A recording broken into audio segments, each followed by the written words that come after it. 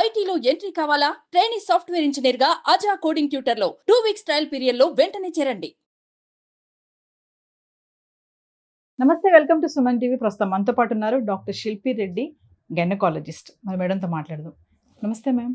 నమస్కారం మేడం, ఇప్పుడు పీరియడ్స్ టైంలో చెడు రక్తం బయటకు వెళ్ళిపోతుందని అంటారు కదా, మరి మనం అనుకున్నట్టుగా ఆ టైంలో రొమాన్స్ చేయడం వల్ల అంటే ఇన్ఫెక్షన్స్ ఏమైనా వచ్చే ఛాన్సెస్ ఉన్నాయంటారా? సో పీరియడ్స్ అప్పుడు పోయే బ్లడ్ చెడు రక్తం కాదు. ఫస్ట్ ఆఫ్ ఆల్ ఒక ప్రెగ్నెన్సీ రావాలి అని అంటే దానికి న్యూట్రిషన్ ఇచ్చేలాగా estrogen, progesterone based lining form అవుతుంది.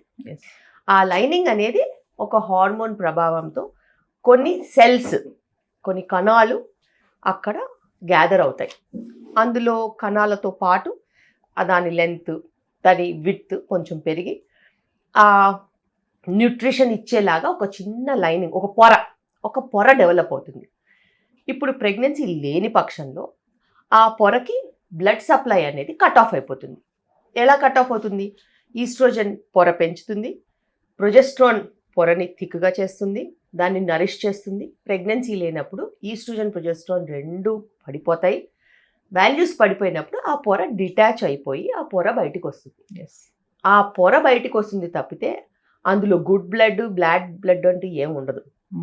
ఆ పొర డిటాచ్ అయినప్పుడు అయ్యే బ్లీడ్ వస్తుంది తప్పితే దాంట్లో మనకి ఇన్ఫెక్షన్ ఉండదు, దాంట్లో మనకి ఎటువంటి హాని కలిగించే ఐటమ్స్ ఉండవు.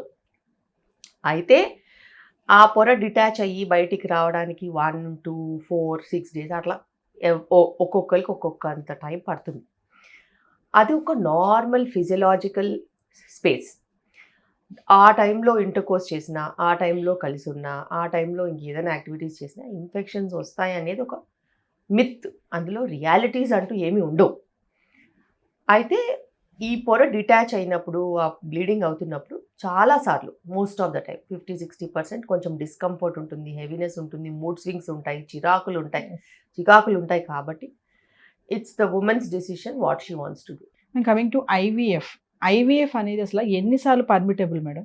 ఐవీఎఫ్ అనేది ఎన్నిసార్లు పర్మిటెడ్ అనే దానికంటే ఐవీఎఫ్ ఎందుకు చేయాల్సి వచ్చింది అనే విషయంని మనం కాన్సన్ట్రేట్ చేసుకోవాలి. ఎప్పుడైతే అండం తయారీలోనో, విడుదలలోనో, క్వాలిటీలోనో, కణాల తయారీలోనో, క్వాలిటీలోనో ఏదైనా ప్రాబ్లమ్స్ ఉన్నప్పుడు ఒక ఎంబ్రియో ఫామ్ అవ్వలేకపోతుంది, అది వెళ్ళి ప్రెగ్నెన్సీగా అతుక్కోలేకపోతుంది అని గమనించినప్పుడు ఈ మనము ఆర్టిఫిషియల్గా కృత్రిమంగా దాన్ని ఎగ్ క్వాలిటీ మంచిగా ఉండేలాగా మెడికేషన్స్ ఇచ్చి, నంబర్ ఆఫ్ ఎగ్స్ ఎక్కువగా వచ్చేలాగా మెడికేషన్ ఇచ్చి, అలాగే స్పర్మ్ క్వాలిటీ ఇంప్రూవ్ అయ్యేలాగా మెడికేషన్స్ ఇచ్చి, స్పర్మ్ క్వాంటిటీ కూడా కొంచెం బెటర్గా అయిన తర్వాత ఆర్టిఫిషియల్గా కలెక్ట్ చేసి ఒక ఎంబ్రియోని ఆర్టిఫిషియల్గా ల్యాబ్లో క్రియేట్ చేసి యూట్రస్లో వేస్తాం. అయితే చాలాసార్లు అందరూ అనుకుంటూ ఉంటారు, ఇప్పుడు డిఫికల్టీ ప్రెగ్నెన్సీస్ వస్తున్నాయి కాబట్టి ఐవీఎఫ్ అన్నా చేస్తే ప్రెగ్నెన్సీస్ వస్తాయని. రావు. ఎప్పుడైతే మనము క్వాలిటీ చెక్ చేసుకోమో, ఇంప్రూవ్ చేసుకోమో, కరెక్ట్ చేసుకోమో, ఐవీఎఫ్లో కూడా ప్రెగ్నెన్సీస్ రావు. ఛాన్సెస్ లేవా మేడం? ఎప్పుడైతే మనము కరెక్ట్ చేసుకోమో రీజన్ని, అప్పుడు మనకి ఐవీఎఫ్లో కూడా రిజల్ట్స్ రావు. ఓకే. యూజువల్గా ఐవీఎఫ్లో రిజల్ట్స్ రావాలి అని అంటే నిజంగానే ఎగ్ క్వాలిటీ బెటర్గా ఉండాలి, స్పర్మ్ క్వాలిటీ బెటర్గా ఉండాలి. మనం ఏంటంటే ఒకవేళ ట్యూబ్స్ క్లోజ్ అయిపోయాయి అనుకోండి, క్వాలిటీ మంచిగా ఉంది, ట్యూబ్స్ క్లోజ్ అయిపోయాయి, అప్పుడు కదా ఐవీఎఫ్ చేస్తే మంచి రిజల్ట్స్ వస్తాయి. అలాగే కొన్ని రీజన్స్ ఉంటాయి. ఆ రీజన్స్ని మనం కరెక్ట్ చేసుకుంటే మనకు ప్రెగ్నెన్సీస్ నిలబడతాయి. అయితే నిజంగా మనం రీజన్ కనుక్కుని దాన్ని కరెక్ట్ చేసుకుని ఐవీఎఫ్కి వెళ్తే సక్సెస్ ఎందుకు ఉండదు? ఖచ్చితంగా సక్సెస్ ఉంటుంది. దానికి 2 సైకిల్స్, 3 సైకిల్స్, 6 సైకిల్స్ చేసుకోవాల్సిన అవసరం ఉండదు. అండ్ ఎప్పుడైతే మనము దాన్ని రీజన్ని రెక్టిఫై చేస్తామో అప్పుడు అసలు ఐవీఎఫ్ అవసరమే ఉండదు. అందుకే నేను ఎప్పుడు న్యాచురల్ ప్రెగ్నెన్సీ ప్లానింగ్ అని చెప్తూ ఉంటాను. న్యాచురల్ ప్రెగ్నెన్సీ ప్లానింగ్కి ఇలా ప్రెగ్నెన్సీ ప్లాన్ చేయాలనుకునే వాళ్ళు, ఫెయిల్ అయిన వాళ్ళ ఐయుఐస్లో, ఐవీఎఫ్స్లో, రికరెంట్గా ప్రెగ్నెన్సీ లాసెస్ వస్తున్న వాళ్ళు ఎన్రోల్ అయ్యి ఆ 21 day programme husband and wife together చేసినట్టు అయితే వాళ్ళకి కొంచెం దిశానిర్దేశం చేసినట్టు ఉంటుంది.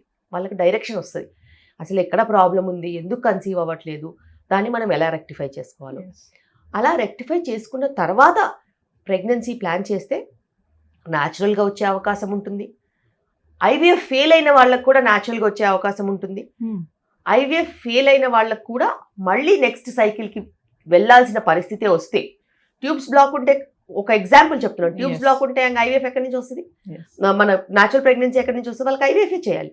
వాళ్ళకి క్వాలిటీ ఇంప్రూవ్ అవ్వడంతో సక్సెస్ రేట్ పెరుగుద్ది. సో అటు ఐవీఎఫ్ చేసిన సక్సెస్ రేట్ పెరుగుతుంది, న్యాచురల్గా కూడా ప్రెగ్నెన్సీ వచ్చే ఛాన్సెస్ ఉంటాయి. అందుకే నేను స్ట్రాంగ్గా న్యాచురల్ ప్రెగ్నెన్సీ ప్లానింగ్ని నమ్ముతాను. చాలాసార్లు మీరు చూసుకోండి, ఎక్కడైనా కానీ ఫస్ట్ ప్రెగ్నెన్సీ ఐవీఎఫ్ చేసిన వాళ్ళు సెకండ్ న్యాచురల్గా కన్సీవ్ అయ్యి వస్తూ ఉంటారు.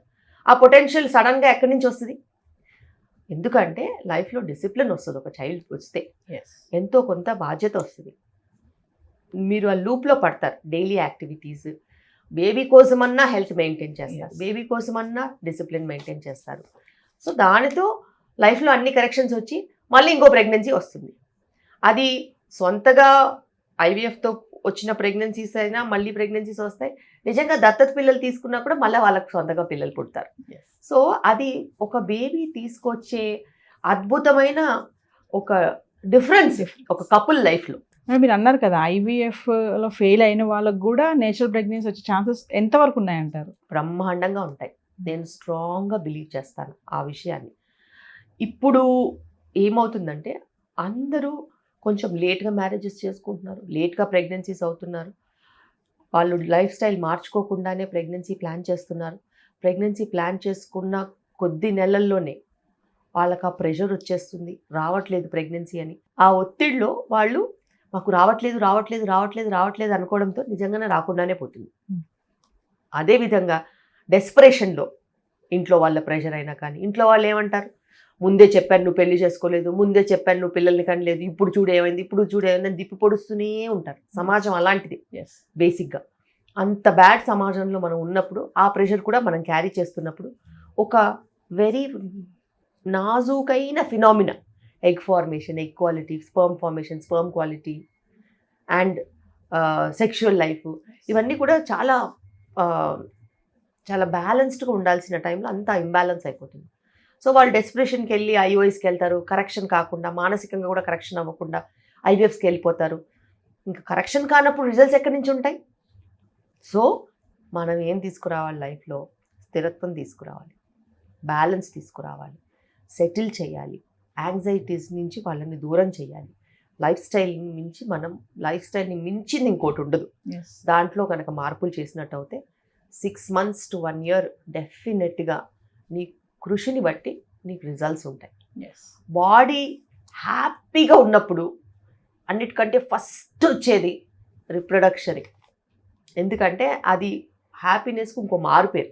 నీ హార్మోన్స్ అన్ని కరెక్ట్గా పనిచేస్తున్నాయని చూపించడానికి అదొక నిదర్శనం. అందుకే ఆ హ్యాపీనెస్ కోషెంట్ని మనం పెంచి, ఎంగేజ్మెంట్ పెంచి, అదే నీకు పెళ్ళి అయింది, పెళ్ళి అంటే ఇది టుగెదర్నెస్, కలిసి ఉండడం, కలిసి పంచుకోవడం, అసలు ఈ లైఫ్లో ఉంటున్నాయా?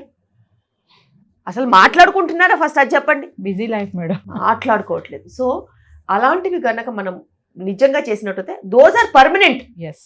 చైల్డ్ ఇవి ఈ ఆస్తులు ఇవన్నీ టెంపరీ. వాట్ ఈస్ పర్మనెంట్, దాని మీద మనం కాన్సన్ట్రేట్ చేస్తే కాంప్లిమెంటరీగా ప్రెగ్నెన్సీస్ వస్తాయి.